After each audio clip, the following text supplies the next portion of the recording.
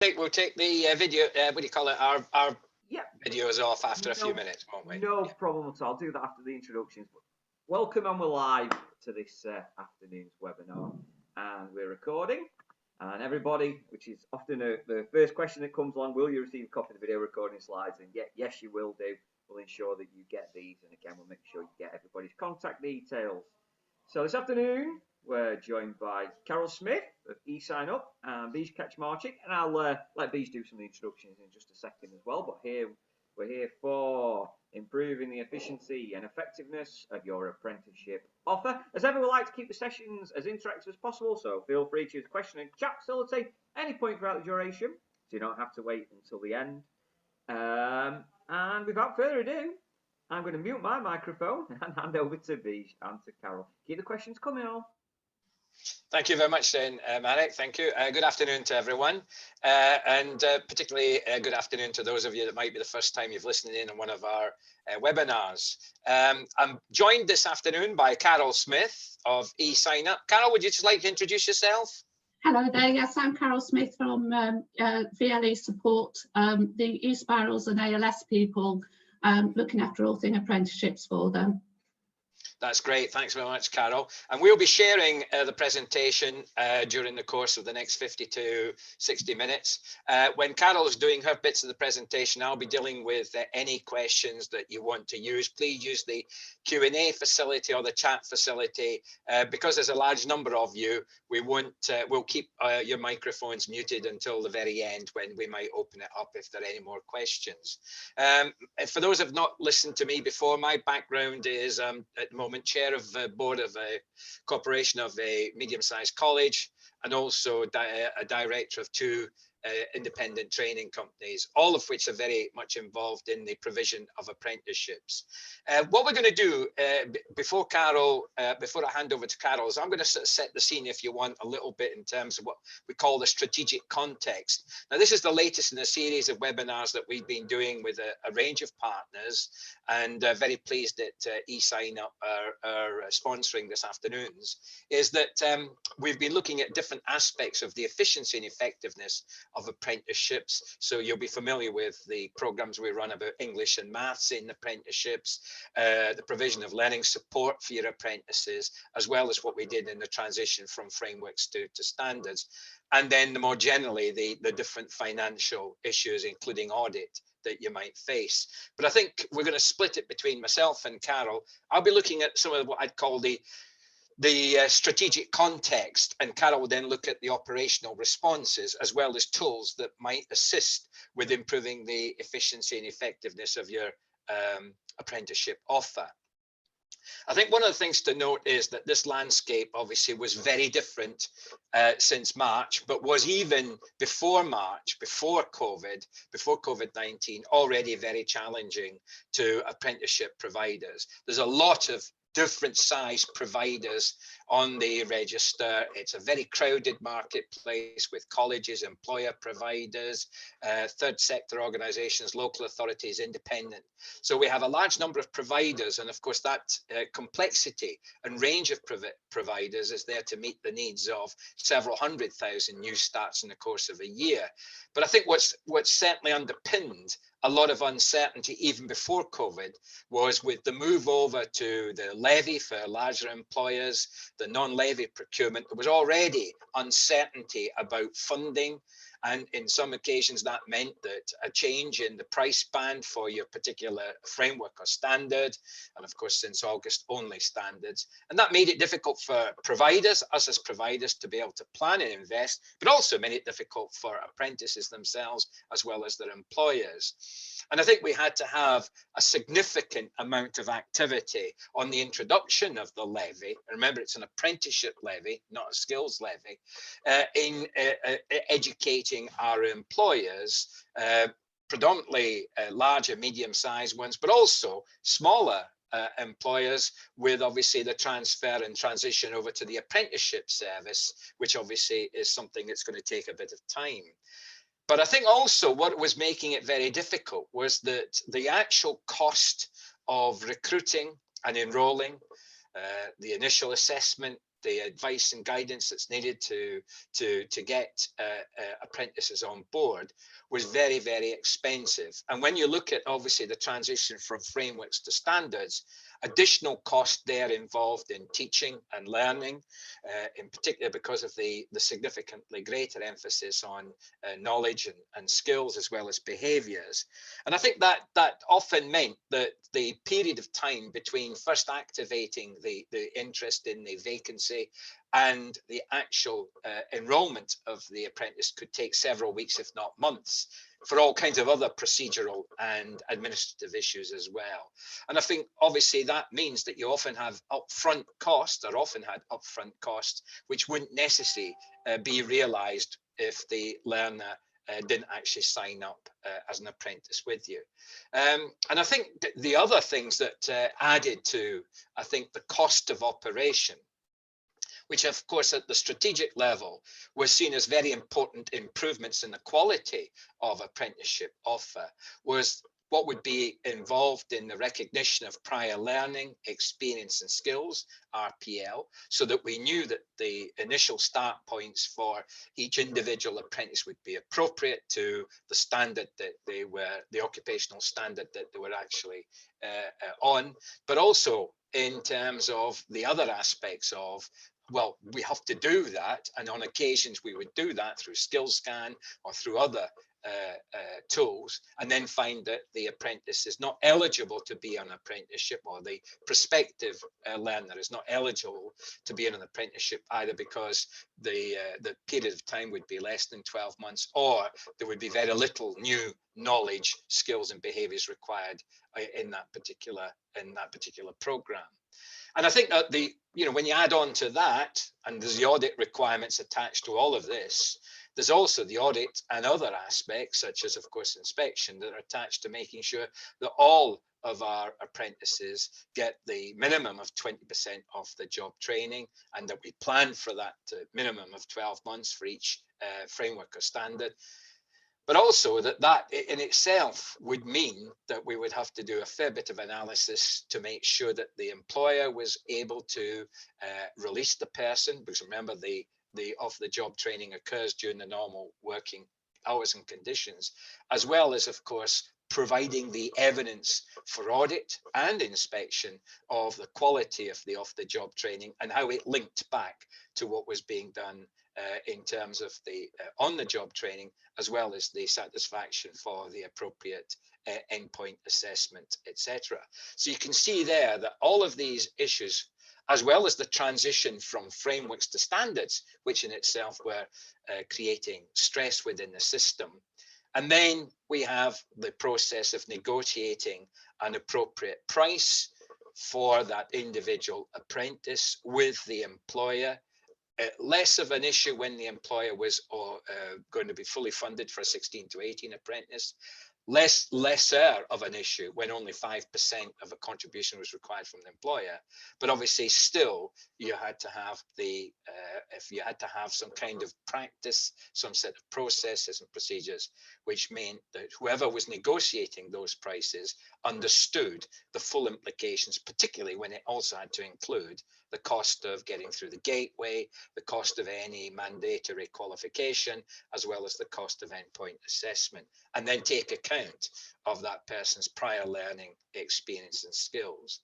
And then all of this required evidence in the form of signed documents with different combinations of these documents, depending on whether it was the apprentice, the employer, you, the provider, or any other third party that might be involved, for example, in the provision of endpoint assessment.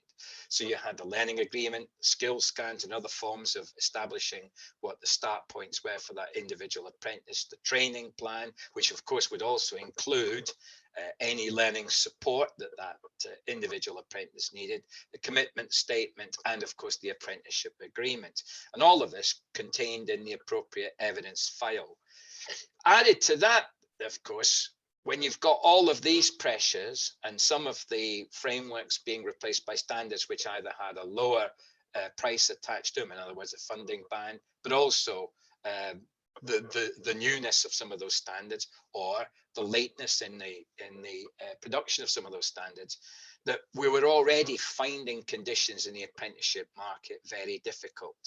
And I think what that got us to sort of think about was, well, if those are the sort of, if you want, contextual issues before COVID, then what kind of operational responses would be needed to make sure that whatever we were offering in terms of apprenticeships were both efficient in terms of costings, in terms of the rate of return and the margins per individual apprentice, as well as effective in terms of the quality of the knowledge, skills and behaviours, the quality of the curriculum, the quality of support offered to the individual apprentice, and then the outcomes for the apprentice as well as for the employer.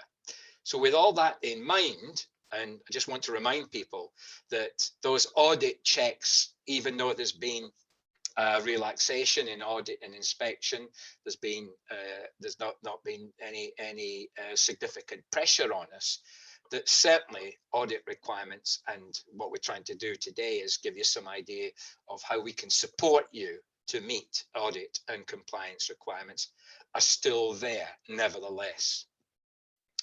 But the pandemic in itself has created a set of additional issues, and increased IT costs for students and staff access to it. So you can see that as well as the PPE equipment, the software licenses, etc. Apprentices have been losing their jobs through redundancy or fear of redundancy. We've had other apprentices, by the way, with even if they haven't been furloughed and haven't made me redundant, they've obviously had breaks in their learning. We've got freezing on employment in some sectors, as well as obviously redundancy in some sectors, such as retail, non-food retail, should I say, such as travel, tourism, such as the hospitality and catering sectors. But also we've had other sectors where there've been significant growth, for example, health and social care. That growth in recruitment in many cases also translating to a growth in apprentices, as well as in things like logistics and renewables.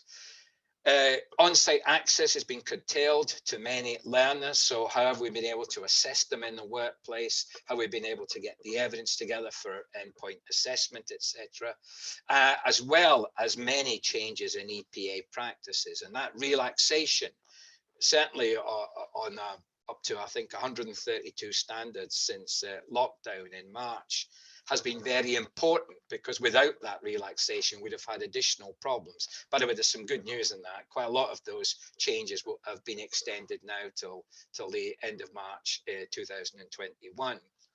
But in addition to that, we've had those apprentices that have had to be furloughed. And obviously that's given us some opportunities to, for example, deliver the 20% of the job training. But furloughed apprentices are also at fear of losing their jobs at the end of the furlough, that uncertainty about whether it was going to be continued in terms of the CJRS, etc. So you've seen quite a lot of uncertainty adding to what was already clear before COVID.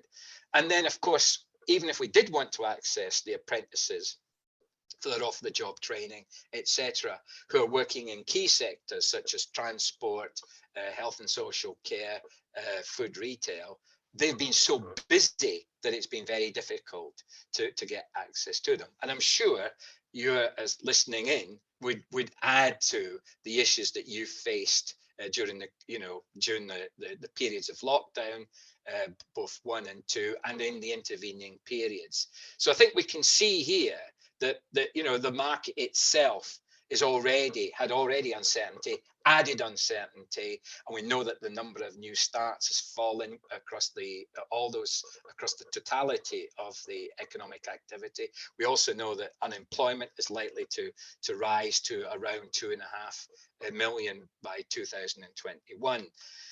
So with those changes in the apprenticeship market that I've already described, the ones that COVID-19, I've talked about that, I think the key thing is we're seeing employers now either delay or postpone investment decisions, which obviously has got implications for the number of new starts, which obviously then has implications for your prospective income, your cash flow situation, and the viability of your provision once those learners who are already in learning, who are continuing in learning, who might have some period of time before they complete their apprenticeship, while that number starts to reduce as a proportion and you haven't got the new starts to replace them. I think what's become clear is that the providers, and I know some of you listening in are as big a provider as us, you know, where we might have 2,500 to 3,000 apprentices in learning, that when you've got a big exposure to the apprenticeship market, particularly in certain sectors such as retail, non-food retail, or hospitality, catering, travel and tourism, that you've seen significant reductions in the number of completions. And that obviously means not securing the 20% completion element through a framework, or 20% obviously through a standard, or not being able to complete the gateway, or not being able to complete endpoint assessment, at the same time as the reductions in new starts. And this requires very, very astute operational responses to these, what I'd call contextual changes. All of these have got implications for financial viability and the sustainability of provision. Now, there has been some support for apprenticeship providers and the provider network. I've mentioned the furlough scheme, the CJRS, which has been extended. Provider relief, I know which some of you have got, but hasn't been applied to, for example, apprentices coming from levy-paying employers. And of course, the relaxation of rules that relate to, for example, breaks in learning, to furloughed apprentices, to, what do you call it, assistance for those apprentices that have been made redundant, as well as the relaxations in things like the endpoint assessment rules, as well as what flexibility has been brought in to, for example, enable people to complete the gateway and move on to endpoint assessment, even though they haven't yet completed their functional skills in English and maths. Lots of relaxations there. However, and Carol's going to pick up on some of these things, that this immediately starts to create another set of complexity, because supporting different aspects of the provider network, that's not just the apprenticeship provider network, adult education providers, 16 to 19 providers, loan funded providers, is that there's been a range of different policies and solutions around what we call the recovery packages, the skill recovery packages, which means that there's competing demands on existing employers. So, for example, if you look at existing employers, there's a lot of demand for industry placements at the same time as those employers are facing the issues that we've described above. What is therefore very much required is some kind of intervention in the apprenticeship market, which leads to a major investment in skills for economic recovery. So those sectors that need to drive the recovery, whether it be finance, whether it be logistics, whether it be transport, whether it be food retail, renewables, etc. But also to make sure that the necessary incentives are there for employers to take on new staff, and those new staff to be on apprenticeships. So we've got a series of changes in the labour market, which are translating into changes in the apprenticeship market. And you can see now that this is very different by region, by sector, and even by sub-region and subsector. So some providers have already exited the market because it's not a viable proposition. They cannot wait for things to improve, and they were on such difficult margins. I think there might be more to follow. And I think that sort of, if you want context, is so critical in understanding the operational responses. So at this point, just take a minute to think, how has your apprenticeship offer been affected by COVID-19 and what was happening before? And what actions are you taking to maintain your offer? Some of you might be reducing the number of standards that you're offering. Some of you will perhaps be postponing some of the investment you would have made in staffing that would have been required for some of these sectors. Others might have already released some of your staff. We've certainly furloughed some of our workplace mentors and coaches in those sectors which have seen the biggest falls in numbers of apprentices in response to redundancies, etc. So the strategies, therefore, that have been put together by this government, the plan for jobs, which was a very important investment in skills and training, highlighted that in order to support this the economy, certain things had to be done. And these related a lot to investment in skills and training. So you're all aware of the Kickstart scheme, which is a 2 billion scheme to create about 300 to 350,000 6-month-long high-quality work placements aimed at the 16 to 24-year-olds on universal credit at risk of long-term unemployment. That's mostly in the form of a wage subsidy to employers, as well as a £1,500 incentive to take on each one of these placements to cover the cost of administration, training, although that training isn't mandatory, and any other additional cost associated. The expectation is employers will take on a minimum of 30 work placements. Smaller employers can do this either by coming together, tagging on and working with a larger employer, or using a third party to bring them together, such as a Chamber of Commerce or an FE college. But we can see that immediately puts a demand on work placements with employers, at the same time as we're saying to employers, we'd like you now to hire new apprentices, and we will have a COVID-19 incentive scheme, which will apply from the 1st of August to the 31st of January. By the way, these are going to be extended, as you'll see in a minute, where employers will receive £2,000 for each apprentice they hire aged under 25, and £1,500 for each apprentice they hire 25 and over. Remember, all of these shouldn't be replacing existing staff. These should be new jobs. We'll think about which sectors are declining and which sectors are growing, and you see some structural issues straight away. What also was there was an additional £111 million going to be invested in 30,000 high quality traineeships, some for 16 to 18 and others for the 19 to 24 age group, with certain changes in the roles there. For example, a longer traineeship now can go up to a year. It can be at level 3, as well as obviously what's happened before. And then other support measures, such as funding for the career service, some additional funding for sector-based work academies, which tend to have a line of sight directly to an employer or an occupational standard. And this is jointly funded with DWP, as well as an expansion of the work and health programme. Now, by the way, this wasn't the first, if you want, investment in skills and training.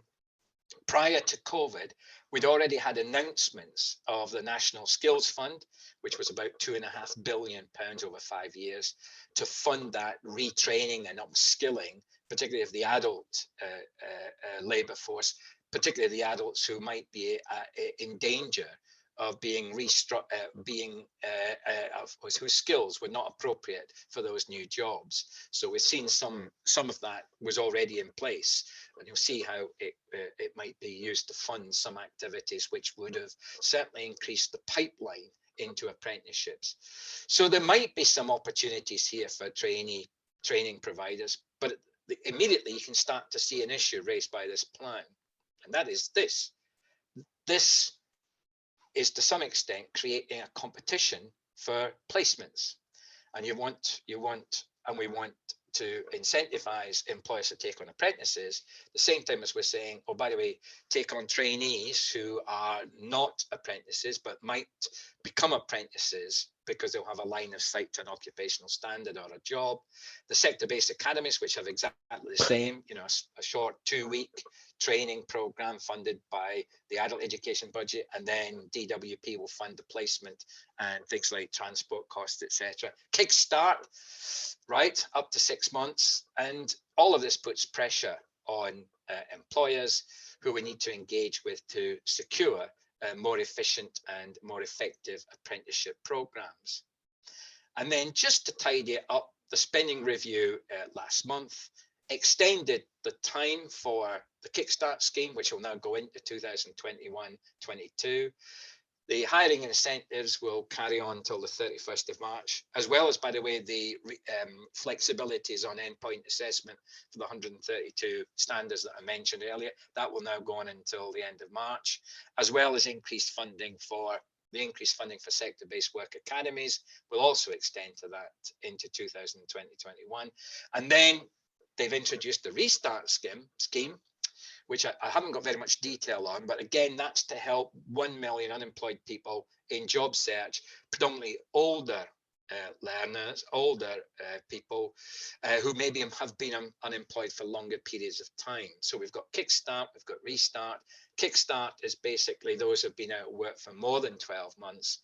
And that's very much about investing in job support, job coaching. You can see, therefore, this is allied to what we've learned from the work programme and the work and health programme. But also at the same time, there will be an additional investment in the capacity of Job Centre Plus. So you can see there that there is you can see that this additional sources of funding are addressing a set of issues that are going to extend well into 2021 and possibly beyond 2022. So all that was all in the spending review. So if you just have a look at the spending review in November 2020, you'll see all of this in more detail. Thanks for that question. And then just to add to it, from beginning of April, there will be this, what we call lifelong learning guarantee, funded out the National Skills Fund to support people to retrain and upskill who haven't yet got their first full level 3 qualification. So this is not for 19 to 23-year-olds. This is for anyone that's over the age of 23 who hasn't yet secured the first level 3, who might need to retrain and upskill to go into occupations, into those sectors where there are vacancies and likely to be growth in opportunities. And if you look at the most recent list that was just, I think, announced yesterday, you'll see that's into engineering, construction, health and social care. It doesn't allow progression into other sectors where the learners might want to, or see a possible outcome or a possible career change. These are into what they call the high value sectors. So in itself, that creates a set of tension.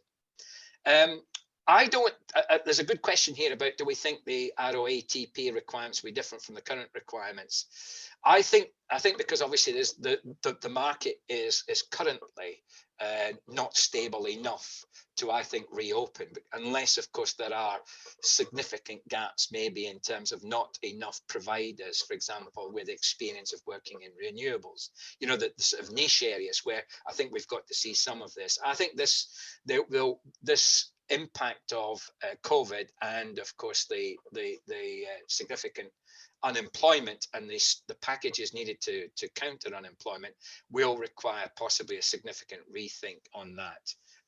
And Carol might have a view on that, but I think that at the moment we will be looking for obviously some new entrants in those areas where, for example, there is a shortage of provision.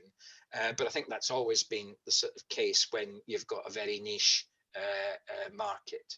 So I think that with that context, Carol, do you want to sort of now focus a little bit on some of the operational things that would possibly overcome some of these challenges? Yeah, surely, Beej. I think I agree with you that we definitely need to encourage more entrants into some of those niche areas, which are always going to be difficult to recruit into. Thank you for going through some of the external factors which could support the strategy to take advantage of the current and new policies in place. I'm now going to look at some of the internal operational actions you could consider to make some quick wins in maximising apprenticeship starts and funding. So for sure we need more vacancies quickly moving into funded starts. At one college I did some calculations, and if each of the 500 new starts slipped by 1 month, that was at a cost of £250,000 in that academic year, and that's clearly funds that we can't afford to be losing just at the minute. In terms of those entrants into the new marketplace, we really do need to be making maximum use of the talent bank across all the funding streams to complement and not detract.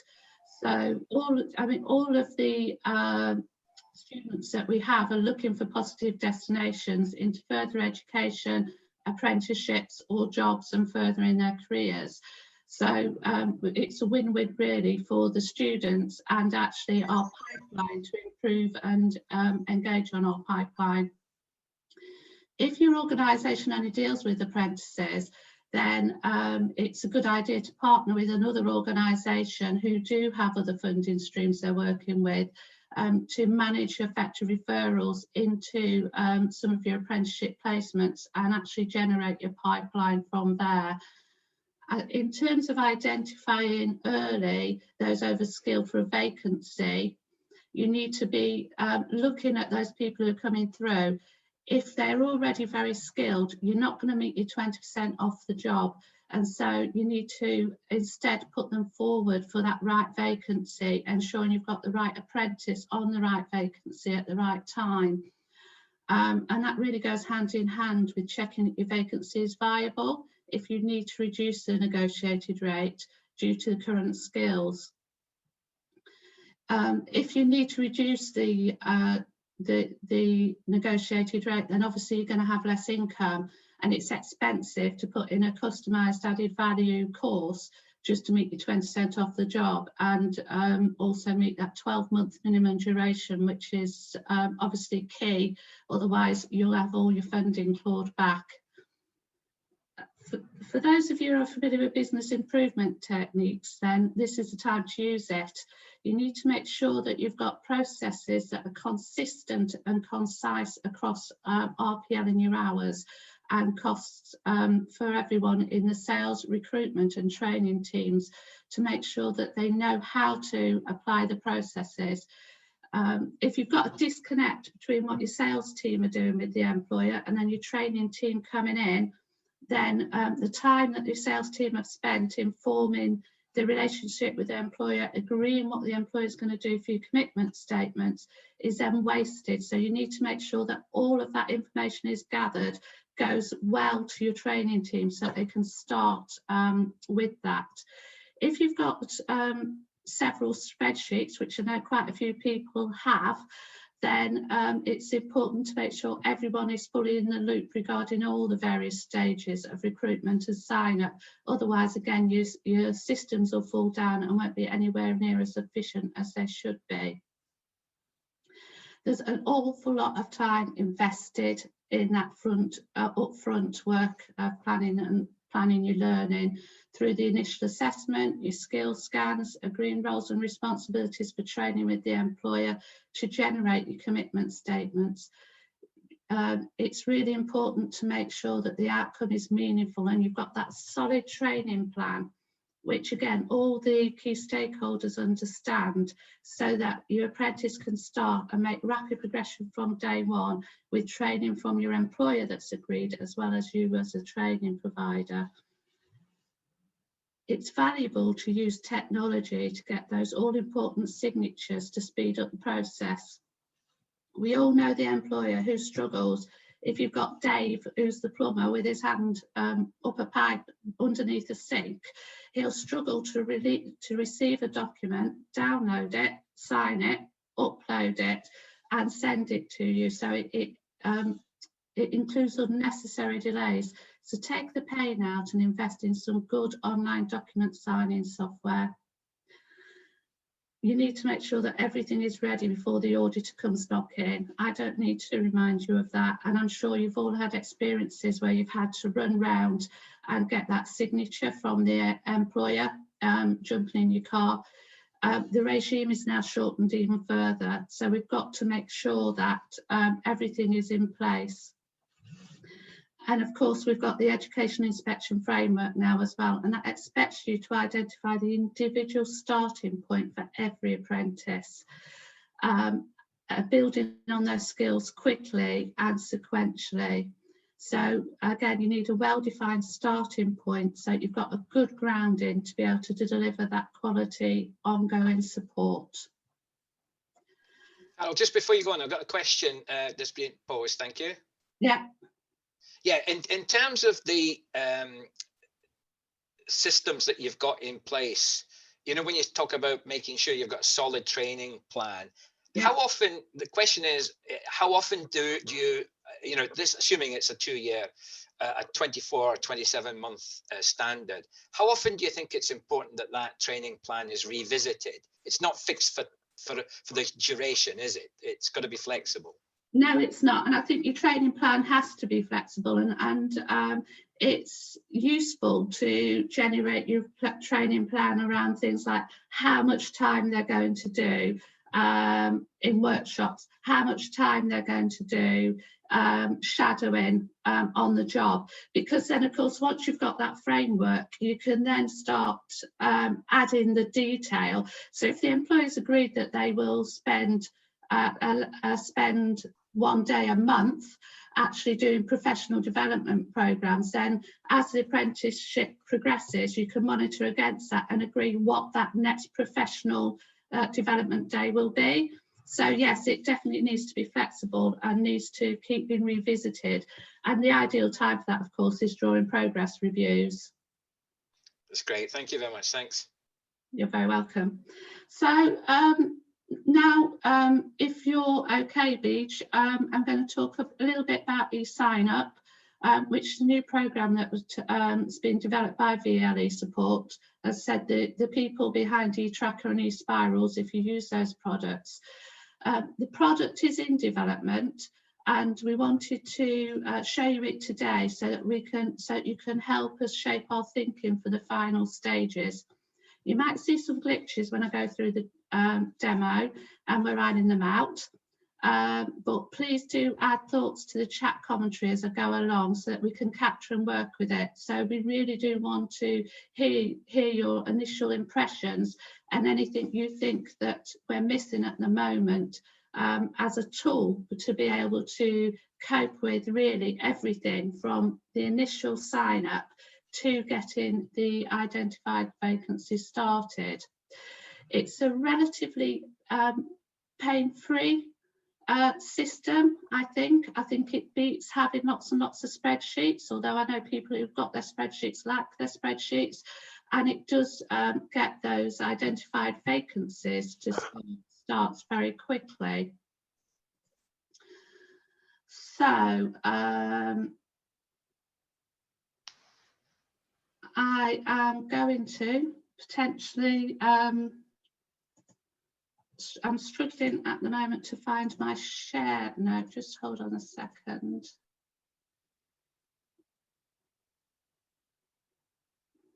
Just pull it down. It should be a pull down.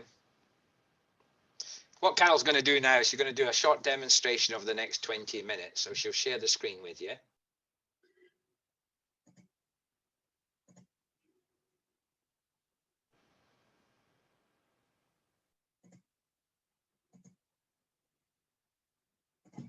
Apologies about that.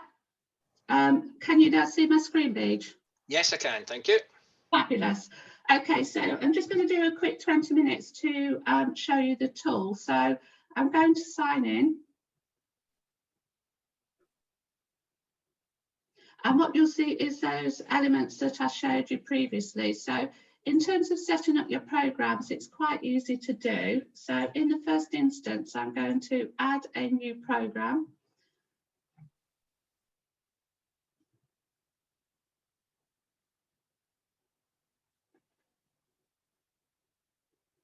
And we'll be there in a minute. What it's doing is it's actually drilling into the apprenticeship standards website. So those of you who worked with it will recognise it. And what I'm going to do is look at customer service practitioner. It immediately pulls through the standards codes, maximum funding, level, recommended duration. When you're setting up your system, you can change this if you want to. So if your training team want 14 months, then obviously you can change that there. In terms of the rest, I am sure you'll have more than Maths and English as a requirement. Now, the typical apprenticeship hours a week are used to calculate the typical off-the-job requirements, which will change when you get to the vacancy. And in this case, it's a level 2, so they will have or achieve level 1 and taken level 2. I then go on to generate my skills scan. It's just simply a case of clicking on the button, which again pulls this from the website, copy it, and that pastes that in for me directly. I can add other skills if I want to. So for example, if you've got an employer who wants a retail employer who wants added product knowledge put in, you can add those skills there. And of course, you can delete them out if you want to as well. So I'm just going to look at one that I did earlier, team leading or supervisor, which is another programme many of you will be offering. So again, we've got the main information I've just described coming in. We've got our skills scan. Now at the moment, the skills scan, what we do is we allocate hours to the employer, self-study hours, main training provider hours, and then the cost per hour. And these are all important. So our total skills scan hours are 463 to allow for the off-the-job training requirement. And also our training plan is 463, and obviously they need to balance. In terms of working out then our off-the-job requirement, when we do a skills scan for a potential apprentice, we look at them and give them either introductory, developmental or mastery against each one of these items. And what you'll see in this case is that for employer self-study and main training providers got a total hours of 22. So that means if an apprentice had mastery against this particular element, they would have 22 hours adjusted and removed from their off-the-job training plan. Likewise, in terms of their negotiated rate, which goes hand in hand, they would have the main training provider hours of 7 times by the rate per hour of 23 would give us a reduction on their negotiated rate as well. Thanks, Carol. Just about that, we did get a question, and you've actually answered the question. Someone asked, how would you actually reduce the price to take account of any RPL? Yeah, and I'll show you that against an individual candidate as well in a moment. Okay, thank you. This is kind of covering what I was asked around the training plan, because this is an example training plan that I've put in. And again, you can add, you could subtract. I mean, this is just an example, but you can see the big hitter hours really are is that they're going to do 108 hours in workshops. They're going to do 35 hours with their employer on shadow and mentoring, and they're going to do 180 hours independent working. So you can see how the training plan is also then built up. Obviously, the next thing we have is our English and Maths components. In this case, we've said English and Maths level 2, because it's a level 3 standard, and how that's built up, and it's the SFA funding. With just a little reminder to people that that's not part of the off-the-job calculation. In the same way as well, any other components that the employer might want in there which aren't part of the calculation. So when we look at the price breakdown then, what we've got as the programme set up is we've got our fixed mandatory costs, which are made up of our progress review costs, which in this case we said would cost us £750. Any other cost items which you would want to put in, add or take away, plus any mandatory or recommended qualifications. And again, we use our equals database to drill straight in to find those qualifications. So in a moment, you'll see all the different management qualifications from all the different awarding bodies, and you can just select if you want to, and then put appropriate guided learning hours and exam and reg against that as well. So that would then add to your fixed mandatory costs. We've then got our EPA costs, and then we've also got our on-programme training costs, which have been built from our skills scan costs that we did earlier. So our negotiated rate for the programme setup is 4,500. What we can do is we can increase the cap value if we want to. So if we decide it's not viable at that, so the employer pays that additional 1,000, or we could knock it down as well if we wanted to.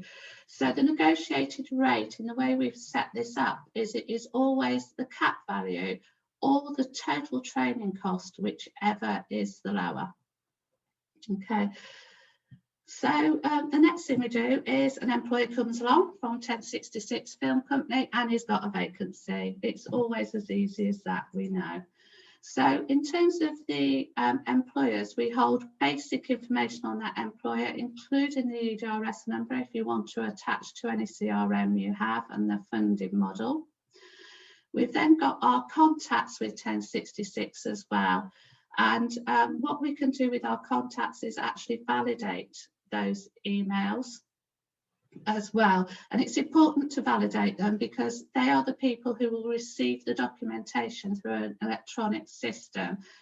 So if I wanted to add a new employer at that company, Sally, and I'm going to give her hopefully a new email address. No, that one's taken as well. There we go. And a phone number. And then save those changes. What you'll see is Sally's pending now because she's not been validated as yet.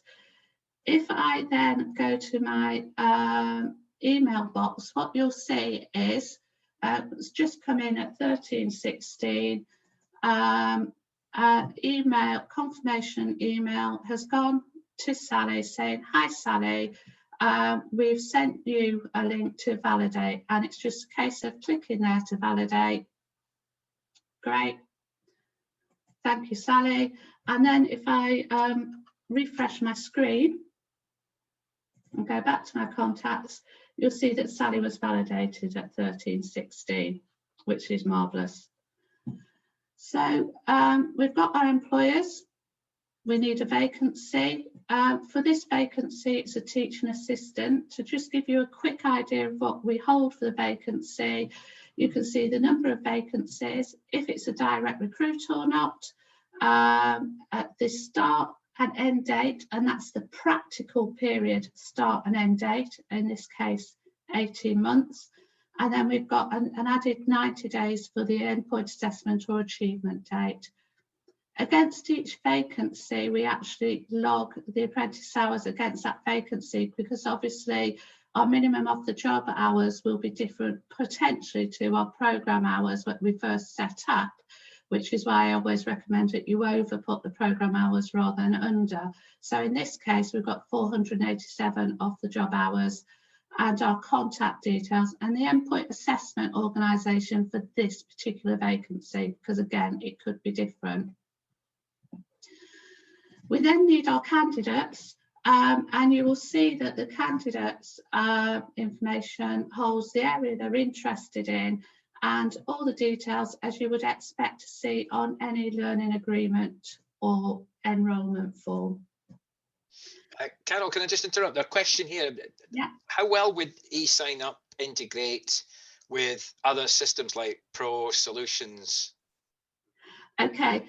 At the moment, we're looking at doing a import facility so that things can be imported. But if you're looking at, so Pro Solutions is obviously an ILR, so you will be able to import from a spreadsheet, a CSV file into Pro Solutions. If you're looking to integrate into something like an e-portfolio, then you would add the documentation that's held here into the learner's start file as well, and all the documentation that will be generated with it. Okay, thank you. Okay.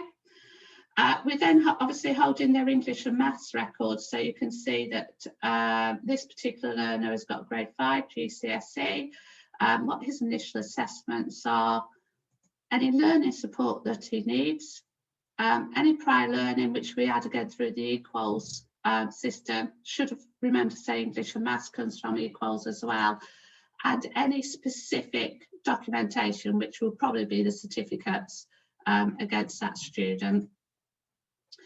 So what I'm going to imagine now is I've got Jack with me. Jack's interested in the 1066 vacancy, so I can either send a link to Jack to get him to fill that information in, sign it and return it, or I can enter the details myself. I've got Jack with me, so I'm going to enter them myself. Jack's interested in business admin, creative design and digital. So I'm going to add Jack's details in. and he's Jack Bradley, and his date of birth is 8th of December, so he's 19. At the moment, I'm just going to fill out some of the other mandatory information so that I can then save Jack as a candidate. And actually, I'm happy with him. I've already interviewed him, so I'm going to approve him as well. So if I now go to my recruitment screen, I can see 1066 team leader vacancy. And when I look at that, I've already got 4 candidates selected. So I'm going to look to see if there's anybody else. And I can see that there's Jenna here as well. Now, I didn't know about Jenna. Somebody else must have viewed Jenna, so I'll just have a quick look at her. Jenna's only entry 2, maths and English, so this is probably not the right vacancy for her, but I'll just look as well at more detail. She's already been for 1 vacancy there, and I've made a note to say, actually, customer service might be a better route for her. So in this instance, I know Jack would be good for the vacancy to put forward, so I'm going to add him. And you can see now that Jack's already part of that recruitment process as well. So I'm just going to have a little look at Jack. And what I need to do now is, as I said, is actually start his skill scan process of introductory, developmental or mastery. On operationals management, actually, Jack's got mastery of that. I can then continue, and what that's going to mean is that so the assessor, skills coach, mentor can go in later and actually sign that off. So we know who's signed off to say, yes, I agree. Jack has got mastery of that, and we have got the evidence to prove it. I then go through and do Jack's initial assessment as well, and other information. From adding the mastery, what I can see in the total training hours is that Jack's had 21 hours adjusted. So what I can see on this screen is total hours, which is all of the hours plus maths and English and any non-mandatory qualifications. My planned programme of the job hours, which was 463, the minimum of the job hours required for this particular vacancy. And then this difference is the planned off the job hours with the minimum of the job. So I can see that when I look at this, if the adjusted mastery goes above that difference, I know I've got to plan more hours. So in this case, Jack's fine. And I've already got a price breakdown worked out for Jack, and Jack's negotiated rate would be 4,500. If I look at Lois, I can see on Lois's skill scan that she's already got a lot of mastery. So if I look at her hours, I can see actually it's 201, which means that she's not got enough hours planned.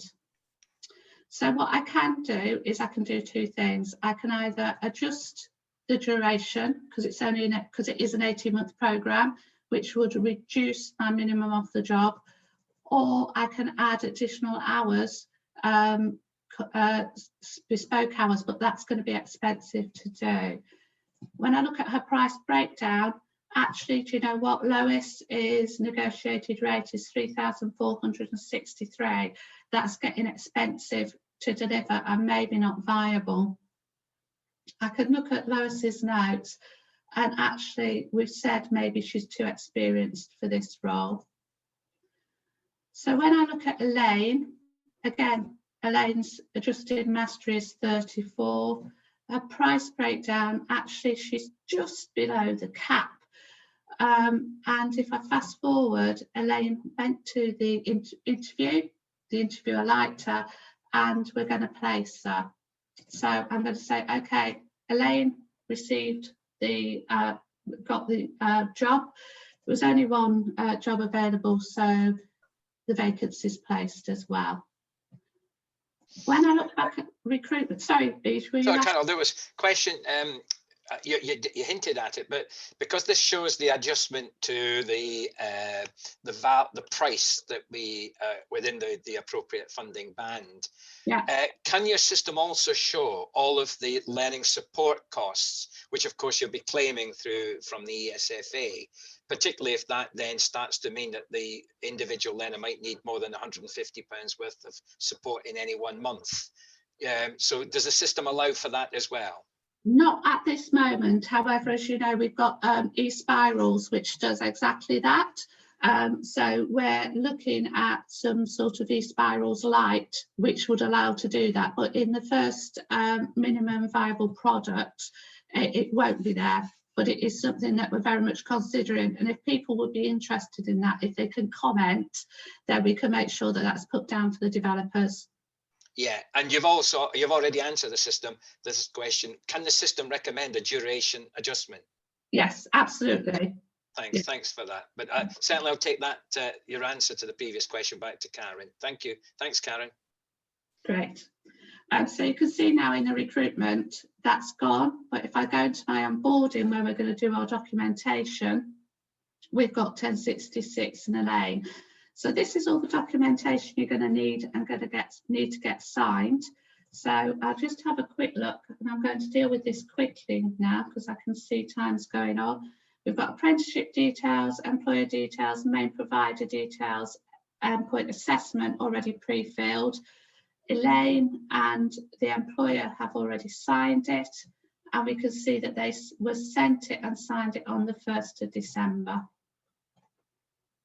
So I'm going to show you how that is actually signed. So if we look at the commitment statement, so the commitment statement will give details what the main provider will do, what the employer will do, and what the apprentice will do. We can see Elaine's already signed it. So what I'm going to do now is send that to the employer, to Jeremy. So again, I click on the link and it says that it's been sent, and I'm waiting for it to be received back. When I go into my inbox, what you can see is an email has come in at 13:28 saying a signature is required. If I click on that, you can see the document, and you can also see, if he's happy with that, what he needs to sign. So Jeremy just simply signs it with his mouse, finger. If he's got a touch device, can clear and undo and submit it. Yes, I'm sure I want to send it. And when I go back into my screen again now and press F5, you'll see that Jeremy has also, so it's gone over the page, but it's all part of the same document, has also signed the commitment statement. Mark's just confirmed that there will be an API web service to connect eSignUp to the MIS database, for example, Pro Solution or similar.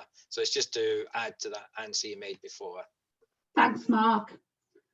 Okay, so the only other, I'll just very, very quickly show you the skills scan because time is now pressing. And you can see that the skills scan that comes out of here shows all the developmental, anything that was signed off as mastery, and gives you your planned hours, your adjusted hours, your fixed costs, your EPA costs, and your negotiated rate of 4,500 and appropriate signatures. And again, at the moment, we're waiting for our provider signature to be sent out and returned, and also the assessor, in this case me, to also sign off the mastery as part of the final documentation pack. So the only other thing to say is you can also see your pipeline. You can see what's happening, who are the candidates, or if you want to, what's placed. So you can make sure that they're all on your MIS system. Okay, thank you for that. Please do continue to send in any comments. As I say, we are gathering them at the moment. But I'm going to hand back to Beej now, who's going to talk a little bit further about action planning.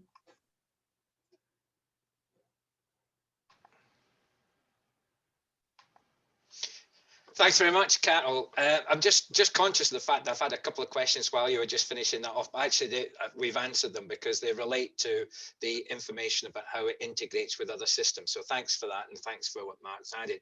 So if you just go back to what Carol has just demonstrated, is that whole set of processes from program setup to start, making it more efficient, as she said, therefore converting that vacancy into the cash that you want to earn each month with that person on program, and making that much shorter, much more slick, much more efficient. The other thing I think is critical, this I think helps to support what you need to do for audit purposes, as well as obviously linking it up to what the outcomes are and the impacts are in terms of the education inspection framework. So I really want to thank Carol for for the last half hour when she's demonstrated that particular set of features, which I think help to improve the efficiency and effectiveness.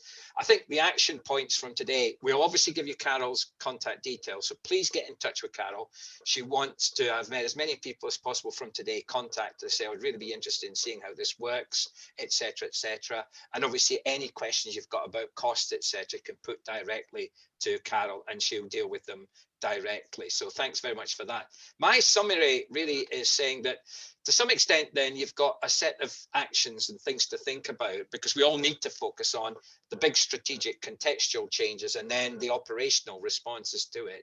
I think therefore, just in summary, just a few points. I think this is very much about getting those procedures standardized, efficient and compliant so that everyone that in your organization, whether it be MIS, the assessors, the people that are involved in employer engagement, can use and understand consistently and quickly. You see how quickly we could convert and deal with things like signatures and returns, etc. And obviously prove also the audit trail as well. The technology is there for accuracy, standardization and speed. Use it. But also that the whole of this planning process should be meaningful in developing a really effective working relationship with both the employer and the apprentice and any third party, such as the endpoint assessment organization that might be required. It is not just a paperwork exercise. I think that's very important in what that planning does, is it converts and ensures that the person becomes an apprentice, is retained as an apprentice and completes, as well as ensuring good relationships with the employer. And that obviously helps with future pipeline. All of this, I think, is about maximizing your funding and making sure that that cash flow, because cash is definitely going to be critical here. As Carol says, just delaying things by a month can have big impacts on your current budgets, etc. So quick use of the talent bank, linking everything to available students, and also those that you recruit from outside. I often do work with my colleagues at Learning Curve on how we can convert adult education budget learners into apprentices.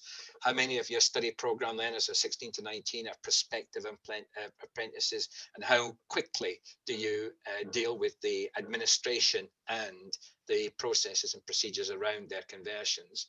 But also this is about enhancing your professional and responsive approach to employers and potential apprentices. And how do we look when we're using that technology? It's effective, and it's also got all of the fail-safe devices in it.